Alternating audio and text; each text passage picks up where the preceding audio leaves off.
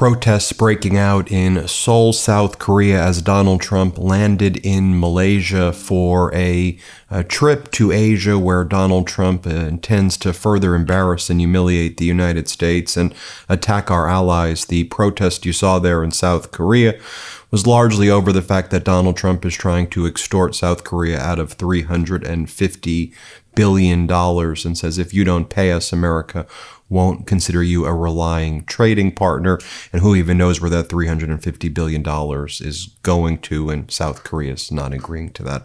Donald Trump, when he arrived in Malaysia, started doing a weird dance in front of the people of Malaysia. It was creepy and strange. It reminds me a lot of the dances that he would do with Jeffrey Epstein back in the 90s and early 2000s. Here, play this clip right here.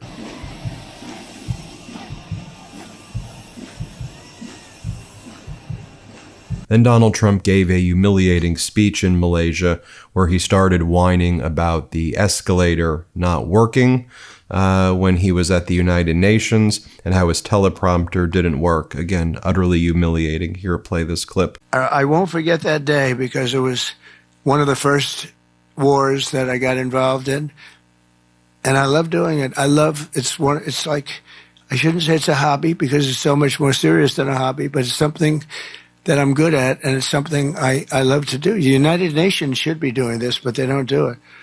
You know, they don't do it. They turned off my teleprompter when I made a speech. I had to make a speech without a teleprompter. They're good at that. The escalator wasn't working too well. It came to a complete halt. But we got to hear from Treasury Secretary Scott Bessent this morning, who was accompanying Donald Trump on this trip to Asia. Bessent reminded everybody that Donald Trump doesn't care what's happening in the United States right now. According to Bessent, he's just focused on what's happening in the Pacific. And just to quote it directly, what's happening in North America is taking second fiddle to Trump's leadership in the Pacific. Here, play this clip. Whatever is going on back in North America, I think, is the taking second fiddle to President Trump's leadership out here in the Pacific. Well, I wouldn't say there's leadership in the Pacific.